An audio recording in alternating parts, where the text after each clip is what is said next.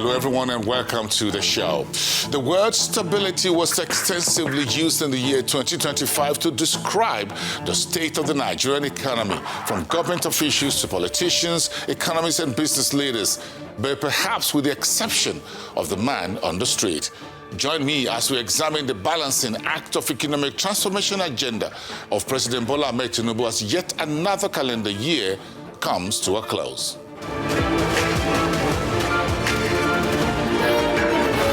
Nigeria's current economic transformation journey began in June 2023 at the inauguration of President Bola Ahmed Tinubu when he declared that the country's notorious fuel subsidy regime has been scrapped.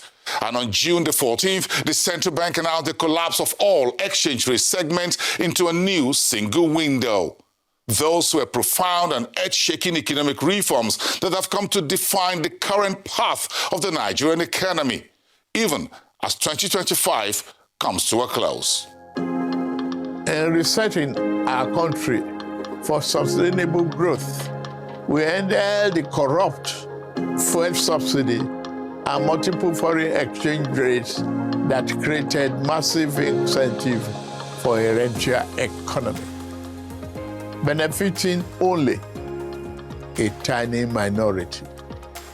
At the same time, the masses received little or nothing from our commonwealth. Our administration has redirected the economy towards a more inclusive path, channeling money to fund education, healthcare, national security, agriculture, and political economic infrastructure, such as roads, power, broadband, and social investment programs. These initiatives will generally improve Nigerians' quality of life as a result of the tough decisions we made. The federal and state government, including local government, now have more money to take care of the people at the lower level of the ladder to address our development challenges. Fellow Nigerians, we are racing against time. We must build the road we need, repair the ones that have become descriptive, and construct the schools our children will attend, and the hospitals that will care for our people. Over the past 12 months, Nigeria's economy has transitioned from crisis management to laying the groundwork for a sustainable recovery. After nearly a decade in which real GDP growth averaged about 2%, reforms have restored momentum and confidence in our broad macroeconomic environment. Our economy grew by 4.23% in the second quarter of 2025, the strongest pace in 4 years, driven by improvements in telecommunications, financial services, and oil production. More importantly, in terms of long-term stability, inflation, while still high, has moderated consistently. From a peak of 34.6% in November 2024, it has more than halved to 16.05% in October 2025. This significant, steady decline in inflation is restoring real purchasing power for households and businesses. It also demonstrates disciplined execution and Nigeria's return to orthodox monetary policy. Despite these stabilization gains, many Nigerians are still struggling. Most households are struggling with eroded purchasing power. Poverty, which started to rise in 2019 due to policy missteps and external shocks, including COVID, has continued to increase even after the reforms. In 2025, we estimate that 139 million Nigerians live in poverty. So the challenge is clear: how to translate the gains from the stabilization reforms into better living standards for all Nigerians. Now let's drill down a bit into some of Nigeria's headline-grabbing macroeconomic developments of 2025 and see the path to stability that government officials and others talk to me about. The tax reforms ahead of January 1, 2026 takeoff. GDP inflation will rebase this year, lower inflation rate, steady growth in the GDP. That was about 3.98% for the third quarter. The bigger trade and current account papers, improved credit ratings from 3 of the world's biggest rating agencies. And of course, fiscal imbalance, however, bigger debt, higher deficit costs, as well as other imbalances. Look at the rest. We've got a bit of a messy budget overlapping 2023 into 2024 and 2025. You've got a drowning deficit in those budget and revenue skyfall. Also, there are refocused trade and investment policies and actions, a new ministry in office. You've got reforms in the energy sector, oil and gas, electricity debt rejigging, and mineral sector reforms. And of course, agriculture and livestock to provide food on the table for 250 million Nigerians. Mr. President has said food sovereignty is one of his major priorities as the president for Nigeria. Going past the challenges, these are the key steps, the tools. Nigerian farmers will then be able to aggregate and then trade with other African countries. People were looking for wheat, importing from Ukraine, Russia. Ethiopia had a surplus of wheat. Nigeria has a surplus, a lot of wastage of our tomatoes, of different products. And so this is an opportunity. We're also here, just joined the NGF in launching their Investopedia.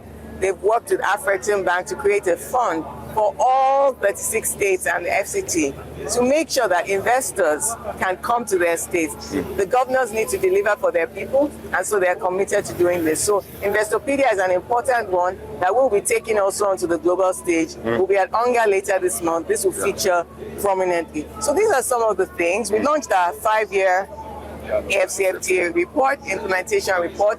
We launched it here, we announced it here to the ministers of trade across Africa. Under the AFCFTA agreement, countries are supposed to have a 5-year report.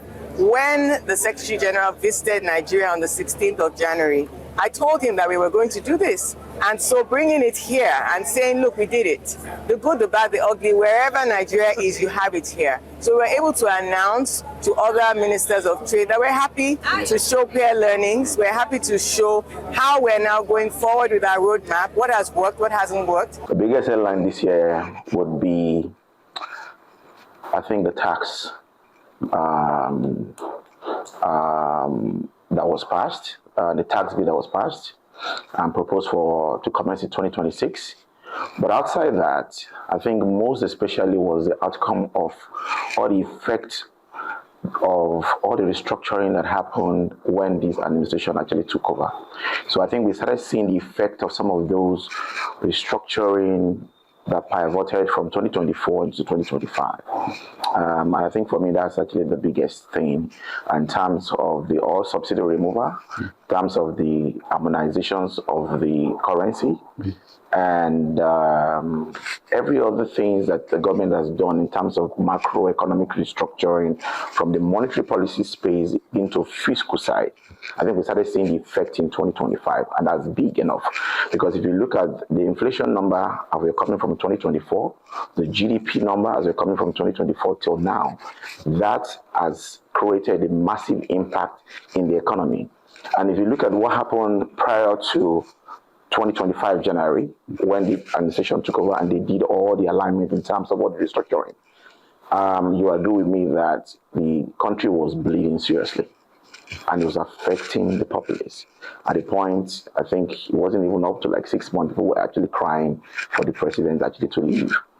But fast track back into 2025, January, February, it has been a different ballgame in terms of exchange normalization, in terms of interest rate normalization, in terms of the GDP growth and inflation rebase that are actually catapulted into easing gradually. So I think for me that is big enough. And if you look at what happened in between the year, I think even from the capital market, we've seen massive movement in the NGX.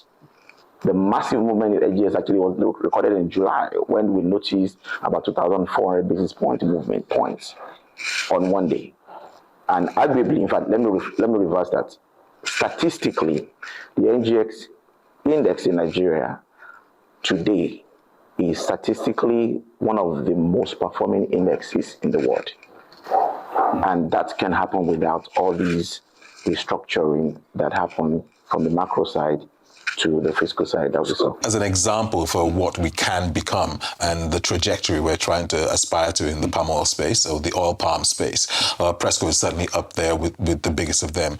I mean, Presco's market cap is around the $1 billion range now, and that's a target that we set ourselves to try and achieve over the next few years. But that signals the nature of confidence in the sector, in the market, in the country, and where we think we think is possible to achieve over the medium to long term. I mean, agriculture is a very significant contributor to Nigeria's GDP. I wouldn't say for industrialization, but I would say in terms of optimizing the value chain in the agri sector, the investments coming on stream now will be very, very important in making it more optimal for investment in Nigeria. I think growing efficiency. I think trying to make sure that farmer education, modern agronomy practices, all these will bring significant value addition into the agribusiness space. And I think the sort of growth that we can achieve in the agriculture space can catalyze the general macroeconomy. I think we're making a significant amount of progress, and I'm very happy with where we are at the present time. Can we make a lot more? Without question. But I think one starts with small steps before making those big leaps and bounds, and that's what we're trying to do. Figure out how you want to start to make progress, because it's got to be done in a fairly deliberate way, and it's an integration of policy making from the government with inputs from the private sector, so we're working hand in hand in trying to develop the space. Now, coming up in part 2 of the Balancing Act of Economic Transformation in 2025, we look at key developments in the Nigerian investment, financial markets, as well as the general business environment.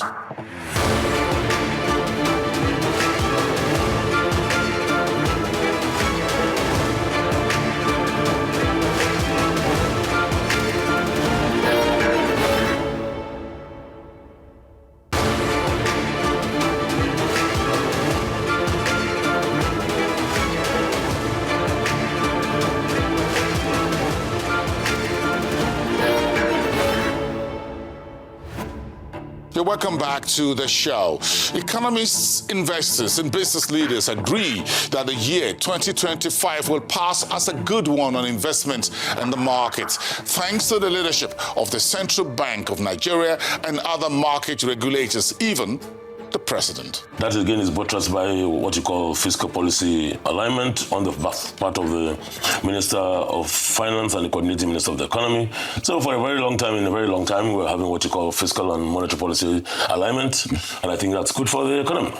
So for me, I think I'm not saying that it's Eureka, and it's not yet morning on Creation Day, but it's morning yet on Optimism Day. So for me, I think to a large extent, things are working. Things could be better, but I think what I've said at the onset of the show is that we have been strategic, we have been intentional, and we have been deliberate. The SID policy has kicked in, and I think it's kicking in well. What we need to do just better is to make sure that we have strategic reserves for long term. Our strategic reserves right now are between 3 and 6 months, which we need to have between 18 and 24 months. If you look at Nigerian yield curve, we've moved from the highs of 25 in terms of T-bills to now hovering around 19 to 20% yield. And you've seen bonds actually moderated as well. And from the highs of 19, 21 to 19, now trading around 17% for most, long bonds that we have in the country. So for me, those are positive feedbacks and the result of all the reforms we've seen from the monetary and the fiscal side. Policy that has been rolled out for the first time will probably continue in the second term, and with maybe slight adjustment into all those things that they think is not working. And what it means is that there's going to be a bit of stability in the country when it comes to exchange rates, when it comes to inflation, and when it comes to interest rates. So that is what we're looking at. But we cannot move our eyes away from other exogenous factors that actually can change things, geopolitical tensions and all the other geopolitical issues that actually might arise during the course of the year. But generally, I think from where we are right now, we've seen the Central Bank of Nigeria adjusted the MPR to 27% from 27.5. We've seen them adjust the asymmetric corridor to about 250 to 450 now. And I think that signals a bit of what I call, I don't want to use quantitativism, but it signals a dovish stance from the central bank. I think they are going to look at all the data. They're going to look at the inflation number. They're going to look at the GDP performance. They're going to look at a lot of other macroeconomic factors. And I think that said, with all the parameters we've seen now, it doesn't look like we are being spooked by any of those data. So I think the first quarter, second quarter, there will be some kind of study. I don't think anything's going to happen for the first MPC meeting in February. Maybe thereafter, we actually might see some dovish stand or some adjustment of the MPR going forward. Members noted that the robust performance of the external sector, evidenced by the surplus current account balance and steady accretion to reserves, which have contributed to stability in the exchange rate and moderation in inflation. The MPC also commended the collaborative effort of both the fiscal and monetary authorities, which led to the recent upgrade of Nigeria's sovereign credit rating by major credit rating agencies and the delisting of the country from the FATF grey list. Members acknowledged that these positive developments would further boost investor confidence and improve capital flows to the economy. The committee noted with satisfaction the sustained resilience of the banking system, with most financial soundness indicators remaining within regulatory thresholds. Members also acknowledged the substantial progress in the ongoing recapitalization program, with 16 banks achieving full compliance with the revised capital requirements. The committee thus urged the bank to ensure a successful implementation and conclusion of the program. Price and other domestic developments. Headline inflation year-on-year further declined to 16.05% in October 2025 from 18.02% in September, driven by a moderation in both food and core inflation. Food inflation fell significantly to 13.12% in October 2025 from 16.87% in the preceding month, reflecting improved domestic food supply, stable exchange rates, and base effect. Similarly, core inflation slowed to 18.69% year-on-year in October 2025 from 19.53% in the preceding month, owing largely to a decline in the price of furnishing and household maintenance. Real gross domestic product, GDP, for the second quarter of 2025 sustained its positive trajectory, evidenced by the growth rate of 4.23% year-on-year, compared with 3.13% in the first quarter of 2025. In addition, the Purchasing Managers' Index increased significantly to 56.4 points in November 2025, the highest in the last 5 years, pointing to a more positive growth outlook for the third and fourth quarters of 2025.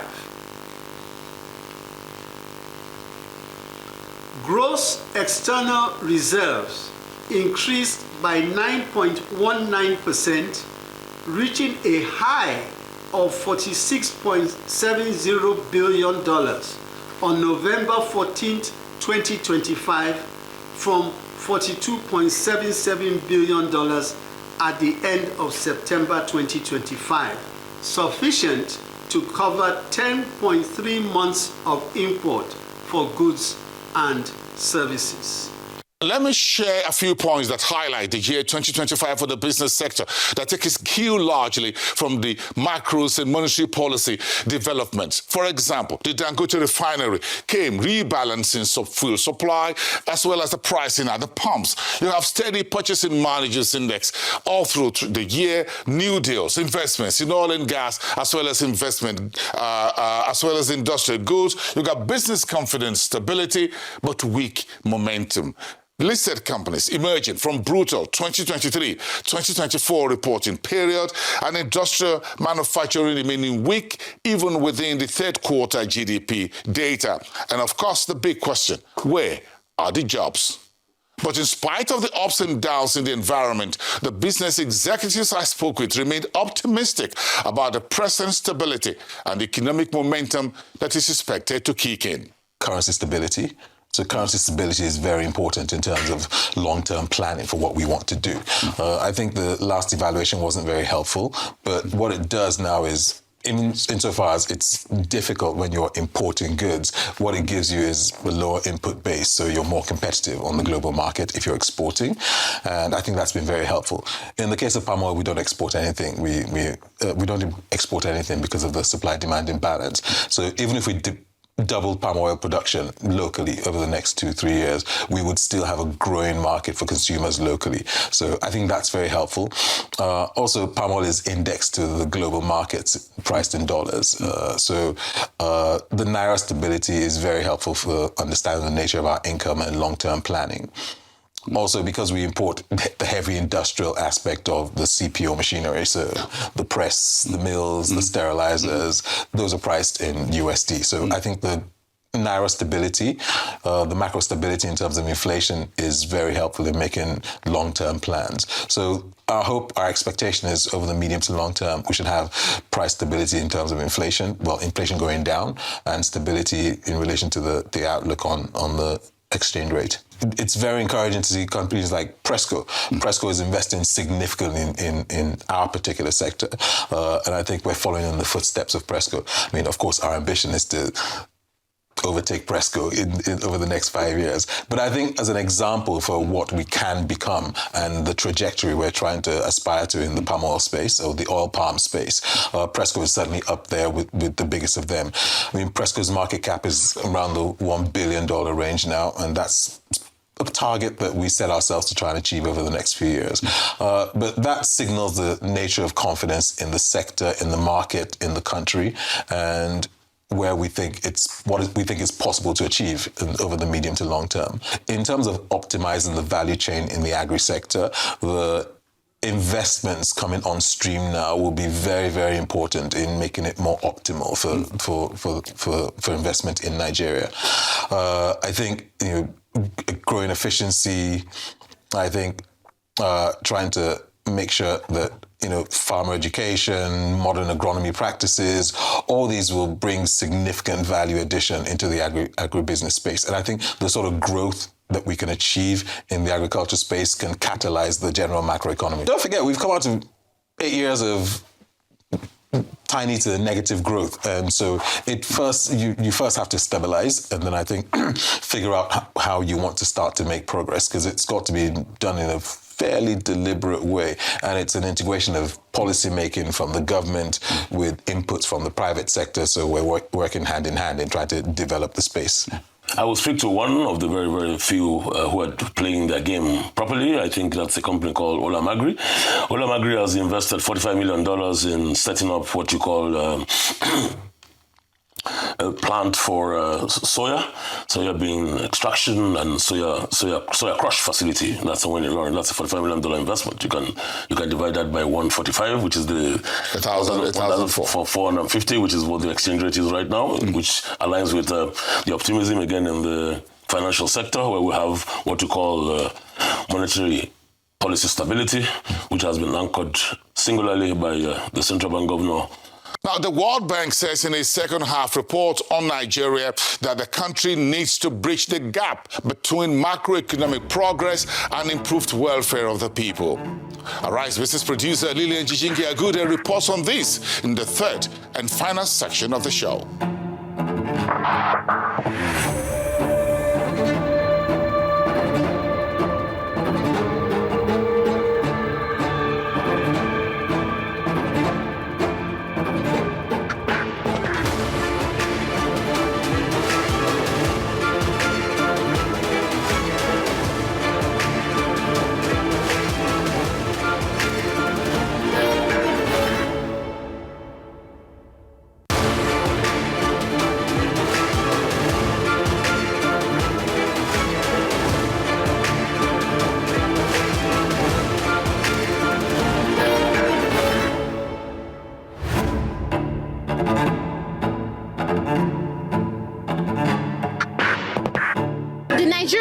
Officials say that the economy has recovered, is stable and on the growth path in 2025. But I'm here at the busy city of Lagos to find out from customers, business owners and consumers on how their pockets feel and whether this growth is reflecting in their lives. Business this year has been a little bit, there's a lot of ups and downs. Short is not favorable, I'm very, very sorry to say. We are not really feeling it how it used to be in the past, like 2-3 years. So what exactly is the issue? Why are you not feeling it? Why do you think it? As a businesswoman, you get goods and your aim is to sell. Okay, at times customers will come after telling them what they know they buy for 1 naira. Pay the same 1 naira, they'll be like, no, that things are very hard. They've not paid school fees. They can't even afford 3 square meal. So you find out that somebody buying like 2 suits or 3 before will end up buying 1. Or at the end of the day, just buy a pants and a white shirt. And he's like, he's okay, that he has a lot of things to do with money. So the thing has been, well, we shall thank God. That's just what I have to say. We thank God, we will survive, and we are surviving. So what's your outlook? What are you hoping to achieve in 2025? 2026. My dear, we are hoping to achieve more sales, favorable environment for we business people, especially in terms of importation. And this dollar up and down is something else. At times today you might change dollar. Of course, we don't buy straight from the bank now. We buy from black markets. So at times you buy at 1,400 and something. Next time you buy 1,500, and so this fluctuating of dollar too, it's a whole lot on us business people. So we just want favorable environment for business owners, be it dollar, importation, everything that has to do about business, not just for me, for all Nigerians that are also into business, be it small scale business or large scale business. Things are just generally down. Most cases you cannot even afford to buy. You can see somebody go CS. They supply us on credit just to make returns. But I can see the environment everywhere is so dried. We don't have buying capacities again. So business are very dull. That's just the way it is. The challenge is the first that the price of things are very high now. Things we used to buy at the rate of, like this, for instance, this before we used to buy it at the rate of, as it is 2,000. But now it's about 12,000, 14,000. So how many people can afford it? So even going for the cheaper ones, yeah, they cannot afford it. We don't have buying capacities. To sell, it becomes a problem. So that's the problem we are facing. The cost of buying materials and cost of selling. So people are scared. They don't want to buy. Even the few that manage to turn up, when you tell them the price, they will go away. So that's the problem we are facing. I believe the government they know what to do. We only pray for the grace of God, for them to know to do the right thing.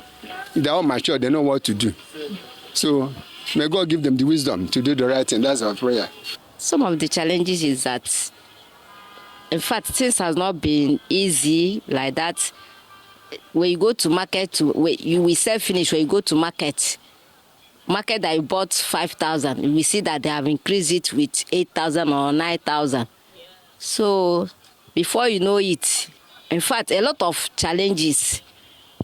They will be saying that the dollar is too cost, and what will you do? We have to follow it like that. How you buy is how you sell. If I buy at 8,000, if I want to sell, I will add my own money. But when I buy 5,000, I will also add a little money. So that is it. Most of all these things, transportation is the major problem of it. Because when you go to markets, people that will come and sell for you, they will enter transport. When they come, they will add everything. So the best way is for them to reduce the price of fuel and other things so that the things, transportation will be easy.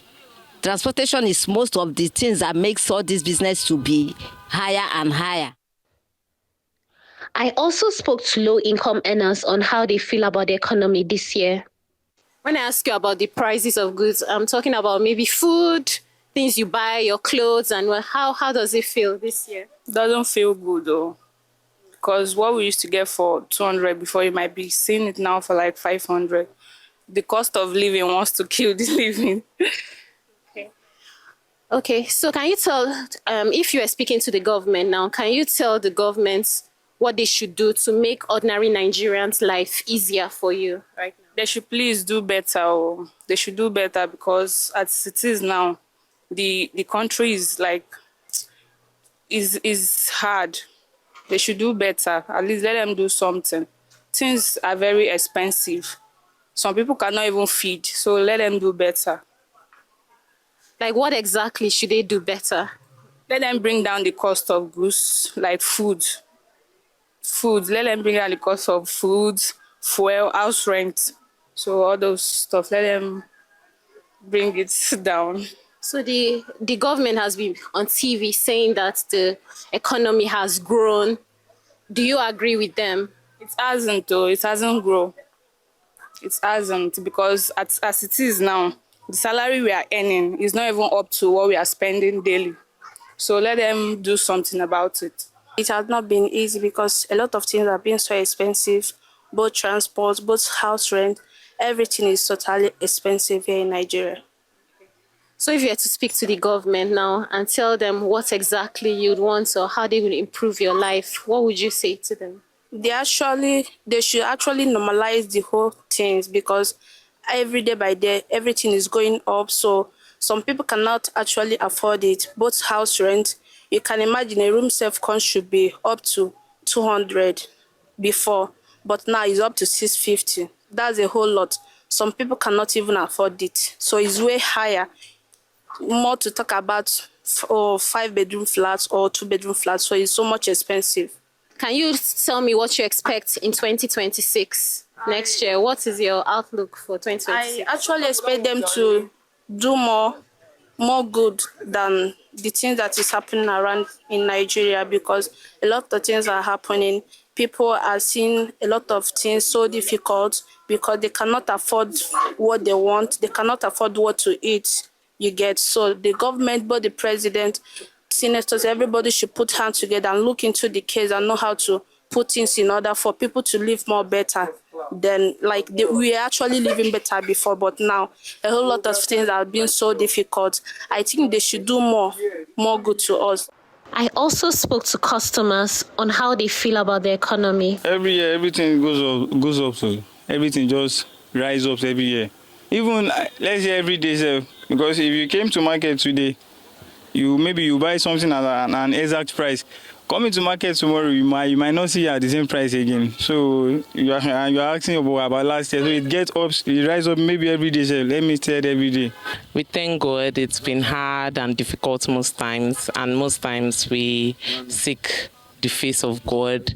And also sometimes you go to the market, it's cheaper today, more expensive tomorrow. So what has actually helped us is all these contributions, ajo, and high investment savings. This year actually is the location of the business. As you can see, this location was brought down by the government, so we had to decide if we should leave or stay, and she's the market leader here, so she knows the people to talk to, and we decided to stay. That was one of the major problems. The challenge is maybe the price of the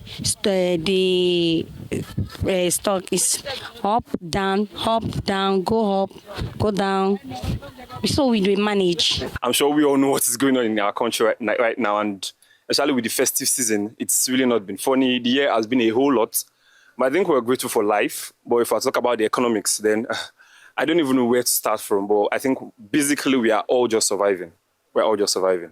But the government is saying that the economy is growing and they're doing a lot of reforms to make your life easier. Do you agree with them? I wouldn't agree with that, because I always go with the common man, and I don't think the common man would agree with all that is happening right now. So we can't even say the reforms are helping anybody, or whatever the government have been doing is affecting the common man, because at the end of the day, it is whatever the common man like myself and people out there, just like if you see how busy the market is right now, those are the people that are trying to survive, and those reforms are not even getting to them. So we can't totally agree that whatever the governments are doing is actually fine, or it's actually affecting us positively. Okay, so if you could pitch and tell them exactly what to do to improve your life, what would you say to them? Okay, I'm sorry I might be deviating, but I think some of the things that have affected us, or that is affecting us presently now, would be one, rent. As Lagosians, most of us are basically working to pay for rent. We don't have, imagine you are saying, what's our basic, basic wage or salary for a normal average man? I think this is 70,000 or so. And I imagine you earning 70,000. 70,000 times 12 would not even give you the amount a landlord would be asking you to pay for rent. And so you have to do that, paying for your daily transport to work, to and through work. You have to eat. For those who are married, feed your family, and then still come back, and you're telling me now that whatever they are doing is right. I really don't know, but I think one of the things they have to start with is the rent. They start with rent.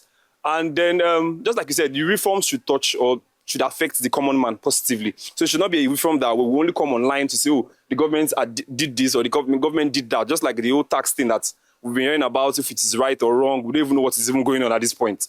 So we need things that need to affect the common man, and not just seeing it, but as in having to feel it and experience it for ourselves as common man. Okay, I'm actually getting married. That is why I'm actually here. I can't remember the last time I came out to buy suits. And you know how, thank you very much. And so I wouldn't say I have money, but some of these things are necessity. Just like a man, they will tell you get to a certain stage and point in your life, and you have to take the big step. So would I say I have money? No. As I said earlier when you asked me some of those questions, I'm trying to survive, yeah? And in surviving, you meet a partner and you say, okay, I want to build a future together. So do I have money in the sense of the word? No, but we're trying to survive. And so we just have to just do the needful. So if you have to ask me if I have money, I don't have money. Please help me. I need money. The message is clear. The World Bank says the government economic reforms are working, but it's time to bring it home to the ordinary Nigerians in the dining table and even the ones getting married. And that should be the agenda for 2026. There is a broad consensus that Nigeria's economic reforms are ongoing and stabilizing some of the critical pillars that will drive a growth momentum. The dramatic policies and actions of the past 30 months point to a reorganization of the economy, which are important steps towards a new equilibrium of better living standards for the citizens of the biggest black nation on planet Earth. I am Bosin Amafaye, and this has been an Arise News channel production.